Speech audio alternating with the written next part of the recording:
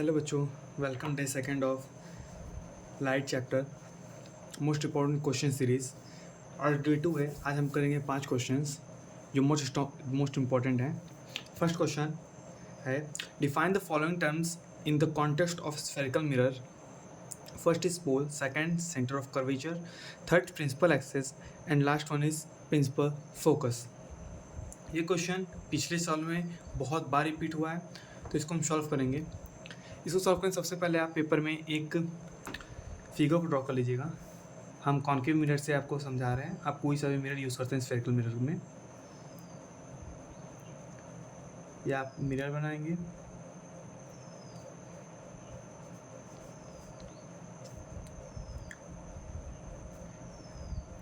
First हम start करते हैं, व्हाट इज़ पोल। फर्स्ट है व्हाट इज़ पोल। तो पोल के लिए क्या होता है, ये जो आपका मिरर होता है स्फेरिकल मिरर, इसका जो मिड पॉइंट होता है, किसी भी स्फेरिकल मिरर का जो मिड पॉइंट होता है उसे हम क्या कहते हैं, स्फेरिकल मिरर का पोल कहते हैं। तो आप क्या लिखेंगे, the mid point of spherical mirror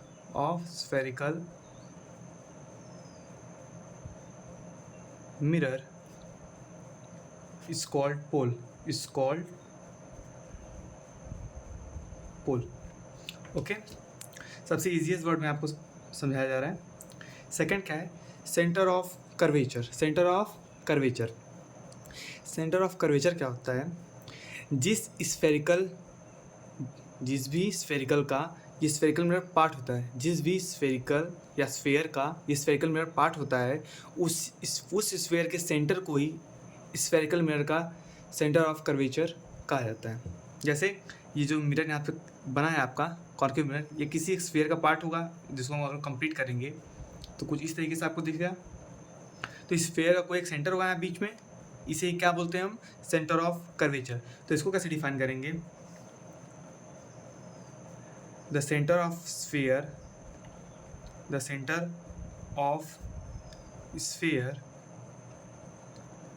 which of the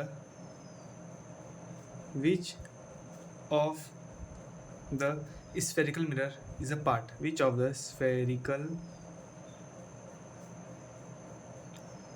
mirror is a part। Okay, clear. Third है आपका प्रिंसिपल एक्सिस बहुत इजी है। प्रिंसिपल एक्सिस एक इमेजिनरी लाइन है। प्रिंसिपल एक्सिस क्या है, एक इमेजिनरी लाइन है जो कहाँ से होके जाती है या कहाँ से पास थ्रू करती है, वो पास होती है centre of curvature and pole से। तो इसको कैसे डिफाइन करेंगे, the imaginary line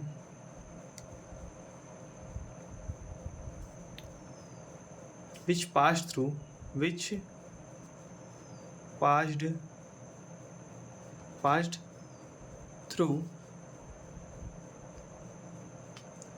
passed through center of curvature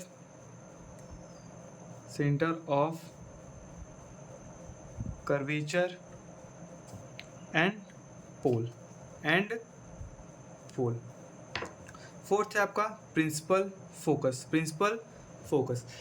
किसी भी स्फेरिकल मिरर में जो दो होते हैं, कॉनकेव हो या कॉन्वेक्स हो, उसमें प्रिंसिपल एक्सिस के पैरेलल आने वाली लाइट रेज जो कुछ इस प्रकार से पैरेलल आने वाली लाइट रेज रिफ्लेक्शन के बाद, आफ्टर रिफ्लेक्शन जिस पॉइंट पे मीट होती हैं या मीट होती हुई विजुअल होती हैं या प्रतीत होती हैं, एक सेकंड, ये थोड़ा ब्लर हो रहा है, मीट होती हैं या मीट होती हुई विजुअल होती हैं, इस पॉइंट को क्या बोलते हैं हम, principal focus. when a light ray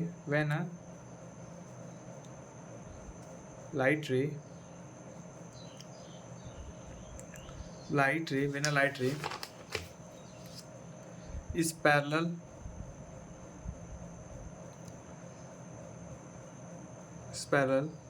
to principal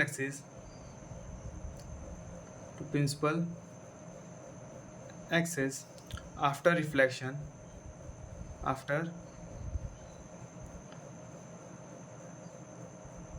after reflection,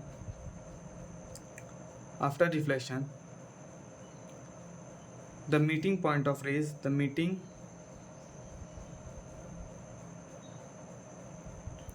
point of rays at principal axis,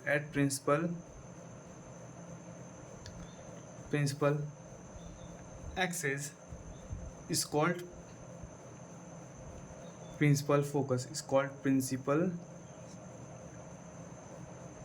focus, ठीक है।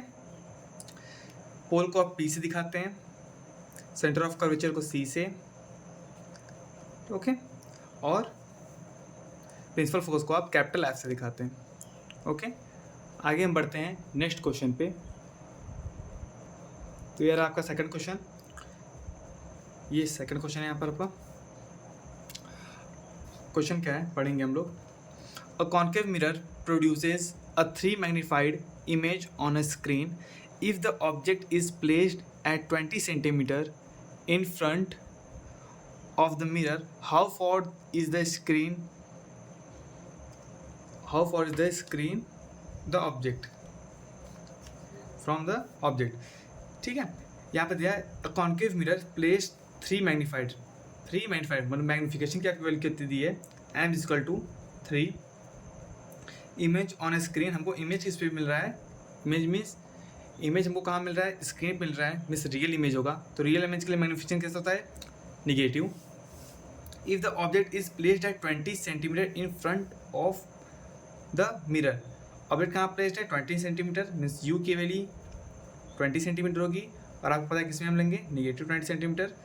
मैग्निफिकेशन कोई यूनिट नहीं होती, यूनिटलेस क्वान्टिटी है, okay. How for is the screen from the object, means हमको v की value find करनी है। तो हम फॉर्मूला जानते हैं, m is equal to minus v by u, इस फॉर्मूला पर सब वैल्यू रखिए, -3 माइनस v की वैल्यू को पता करनी है, u की वैल्यू -20, 20 कैंसिल, 20 थी 60, v is equal to -60 centimetre, ये आपकी आएगी v की वैल्यू, ये आपका हो जाएगा आंसर, ओके। थर्ड क्वेश्चन जो यहाँ पर है, क्वेश्चन है why do we prefer a convex mirror as a rear view mirror in vehicle, okay. हमसे पूछा गया है कि हम कॉन्वेक्स मिरर को ही व्हीकल में रियर व्यू मिरर के लिए क्यों यूज़ करते हैं। रियर व्यू मिरर मीन्स किसी व्हीकल में वो मिरर जो पीछे से आने वाले व्हीकल्स को देखने के लिए यूज़ किया जाता है, ओके। तो इसका आप लिखेंगे, आप इसमें बस 2 पॉइंट लिख सकते हैं। फर्स्ट क्या है, the convex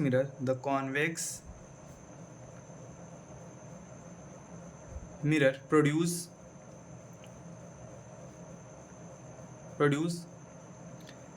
erect and diminished